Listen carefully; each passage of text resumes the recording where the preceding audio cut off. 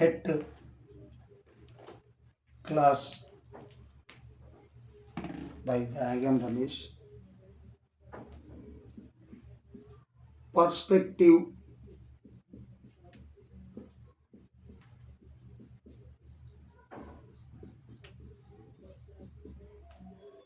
education.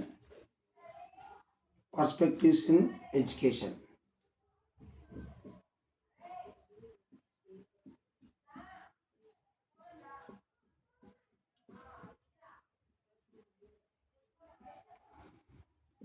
విద్యా దృక్పథాలు అనేది టాపిక్. This is for SGT school assistant and language pandits or for all. So విద్యా దృక్పథాలు తీసుకుంటే భారతదేశంలో విద్య యొక్క చారిత్రక అభివృద్ధి ఎట్లా జరిగింది అనే దాని టాపిక్ తీసుకుంటే పూర్వవేద కాలం నుండి స్వతంత్ర పూర్వకాలం వరకు విద్య అభివృద్ధి జరిగింది. అది ఎట్లా జరిగింది, భారతీయ విద్యా విధానం చరిత్ర కూడా చాలా విలువైంది, ఆసక్తిదాయకమైంది. ప్రజల అవసరాలకు అనుగుణంగా విద్యా విధానంలో ఎన్నో మార్పులు వస్తున్నాయి. సుమారు 3500 నుండి 4000 సంవత్సరాల క్రితం నాటికే మన దేశంలో పటిష్ట విద్యా వ్యవస్థ ఉన్నది. అప్పటికే ఈ భారతీయ విద్యా చరిత్ర దాన్ని విభజించారు. ఏ విధంగా విభజించుకున్నామంటే 4 భాగాలుగా విభజించుకున్నాం. ఒకటి ప్రాచీన కాలపు విద్యా విధానము, అది చరిత్ర ప్రారంభం నుంచి క్రీస్తు శకం 12వ శతాబ్దం వరకు ప్రాచీన కాలపు విద్యా విధానం ఉన్నది. రెండోది మధ్యయుగపు విద్యా విధానం, క్రీస్తు శకం 12వ శతాబ్దం నుండి 16వ శతాబ్దం వరకు మధ్యయుగపు విద్యా విధానం ఉంది. ఆధునిక యుగపు విద్యా విధానము, అది క్రీస్తు శకం 17వ శతాబ్దం నుంచి క్రీస్తు శకం 19వ శతాబ్దం వరకు ఉన్న కాలం. తర్వాత స్వాతంత్రానంతర విద్యా విధానం 4వది. ఇది 1947 నుండి, అంటే స్వాతంత్రం వచ్చినప్పటి నుండి ఉన్న విద్యా చరిత్రను కలిగి ఉన్నది. ఈ విధంగా భారతీయ విద్యా చరిత్ర 4 భాగాలుగా విభజించబడింది. ప్రాచీన కాలంలో విద్యా విధానం ఎట్లా ఉండే మరి మొదలు చెప్పుకుంటే, చరిత్ర ప్రారంభం నుండి క్రీస్తు శకం 12వ శతాబ్దం వరకు మన యొక్క విద్యా విధానం ఏ విధంగా ఉండే. అప్పుడు ప్రాచీన విద్యా విధానాన్ని మళ్ళీ 3 భాగాలుగా విభజించారు. అది ఒకటి వేదకాలము, అది చరిత్ర ప్రారంభం నుండి క్రీస్తు పూర్వం 1000 సంవత్సరాల వరకు ఉన్నటువంటి కాలంలో ఉన్నటువంటి విద్యా విధానం. అది రెండవది ధర్మశాస్త్ర కాలం అని చెప్పి తీసుకున్నాం. క్రీస్తు పూర్వం 1000 సంవత్సరాల నుండి క్రీస్తు శకం 500 సంవత్సరాల వరకు ఉన్నటువంటి విద్యా విధానం. తర్వాత పురాణ కాలము అని ఆ విద్యా విధానంలో క్రీస్తు శకం 500 నుండి 1200 వరకు ఉన్నటువంటి విద్యా విధానం. ఇక ప్రాచీన కాలంలో 2 రకాల విద్యా విధానాలు ఉన్నాయి. ఒకటి వేద విద్య, రెండోది బౌద్ధ విద్య. ఈ వేద విద్య, దీన్నే మనము వైదిక విద్య అని కూడా చెప్పుకున్నారు.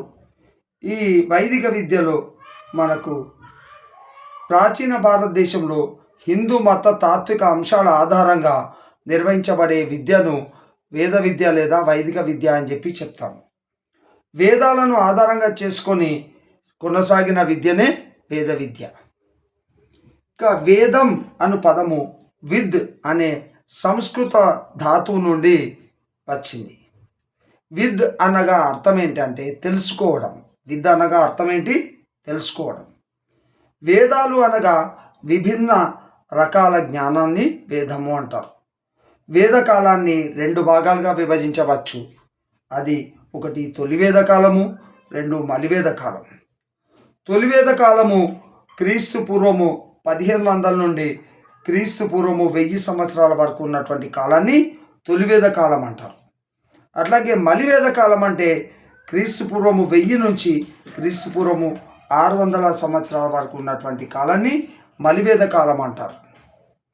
ఇక దేశంలో మానవత్వం విస్తరించిన తర్వాత వ్రాయబడిన మొదటి పుస్తకం ఏంటంటే ఋగ్వేదం. ఈ వేదకాలంలో సమాజము 4 వర్ణాలుగా విభజించబడ్డాయి. 1 బ్రాహ్మణులు, 2 క్షత్రియులు, 3 వైశ్యులు, 4 శూద్రులు. వ్యక్తి జీవితము 4 ఆశ్రమాలుగా ధర్మాలుగా అనుసరించి 4 పురుషార్థాల సాధనంగా ఉండేది.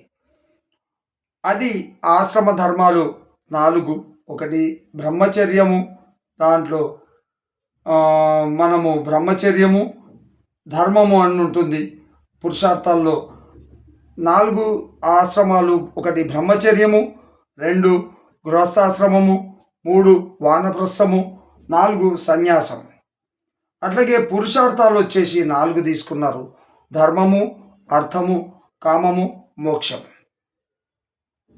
గ్రామాలకు దూరంగా ఉన్న అరణ్యాల్లో గురువు ఆవాసాల్లో విద్యాబోధనను చేసేవారు.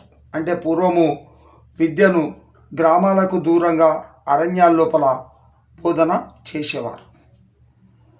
అయితే గురువు ఆశ్రమంలో విద్య కొనసాగించడం వల్ల ఈ విద్యను గురుకుల విద్య అని కూడా పిలిచారు. వేద విద్య ఆశయము, విద్య యొక్క ఆశయము చిత్తవృత్తి నిరోధ. అంటే చిత్తవృత్తి నిరోధ అంటే ఏంది? బుద్ధి మనస్సును క్రమబద్ధీకరించడం. ఇక వేద విద్య లక్ష్యాలు ఏంటి అంటే 1 సంపూర్ణ మూర్తిమత్వ సాధన, 2 సత్శీలము సత్ప్రవర్తన కలిగి ఉండడము, 3 ఆత్మ సాక్షాత్కారము, 4 మోక్ష సాధన, 5 బ్రహ్మచర్యము పాటించడం. వేద విద్యలో మళ్ళీ రకాలు కూడా ఉన్నాయి. ఈ వేద విద్యలో రకాలంటే వేదకాలపు విద్యను స్థూలంగా 2 రకాలుగా విభజించాం. అది 1 పరావిద్య, 2 అపర విద్య.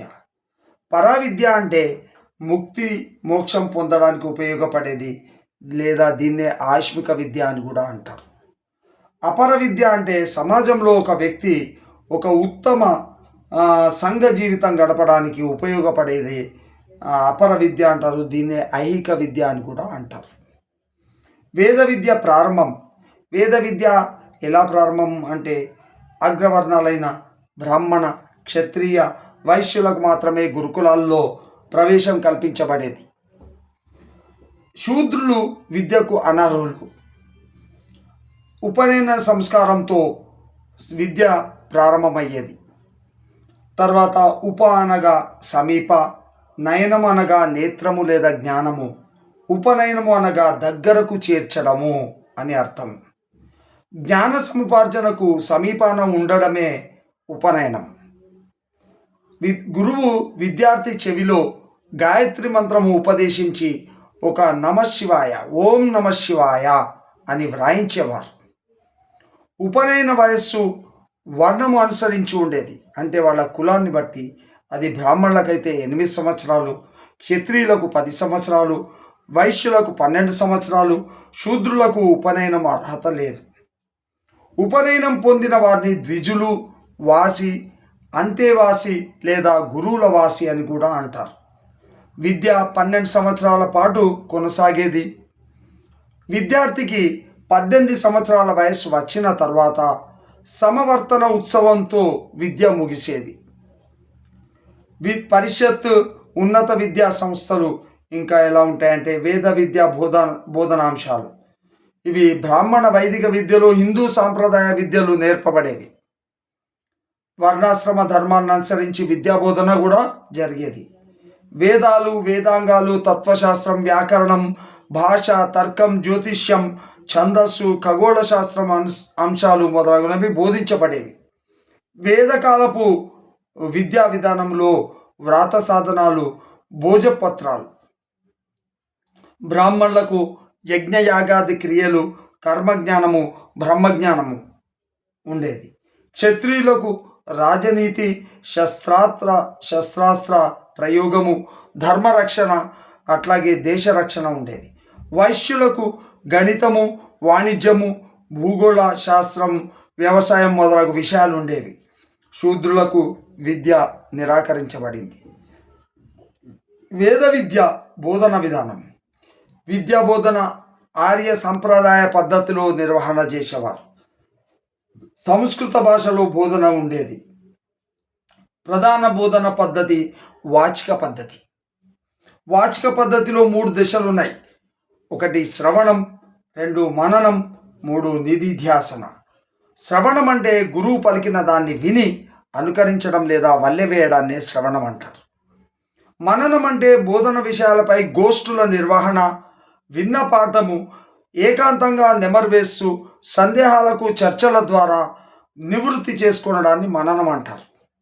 అట్లాగే నిధిధ్యాసన అంటే శిష్యుడు నేర్చుకున్న విషయాలను తన జీవిత అనుభవాలకు ఇతర శాస్త్ర అధ్యయనంతో స్వయంగాను ఆలోచన చేసి జ్ఞానము సముపార్జన చేసే విషయాన్ని చేయడాన్నే నిధిధ్యాసన అంటారు.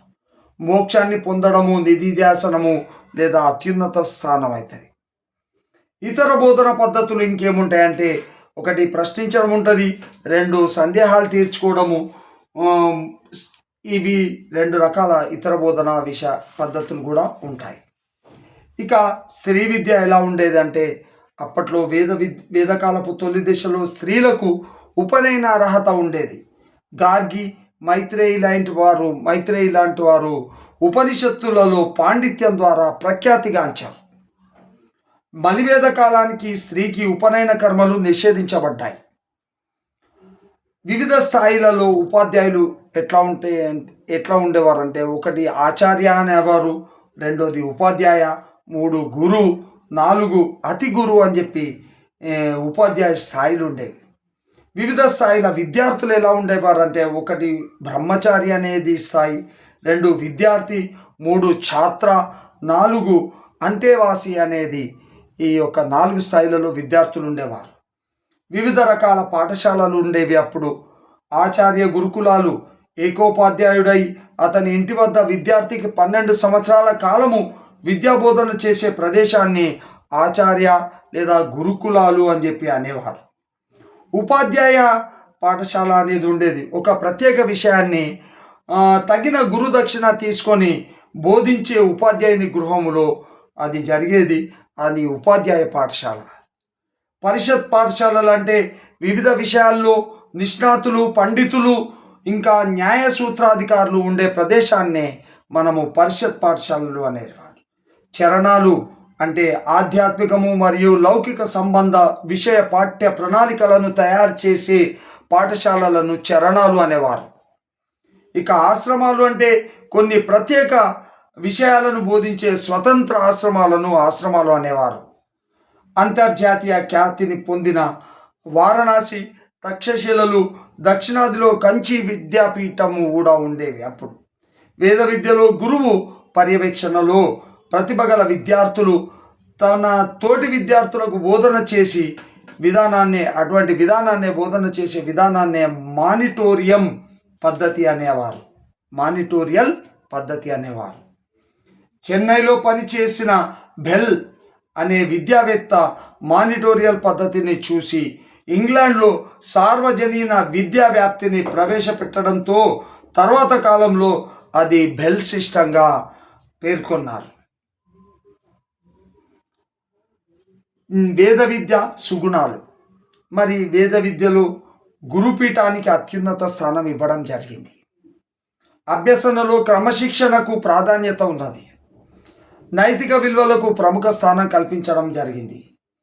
ఉపాధ్యాయ విద్యార్థుల మధ్య ఆదర్శప్రాయమైన సంబంధాలు కూడా కలిగి ఉండడం కూడా జరిగింది. వేద విద్యలో లోపాలు ఏంటంటే ఆధ్యాత్మికత అంశాలకు అతి ప్రాధాన్యత ఇచ్చారు.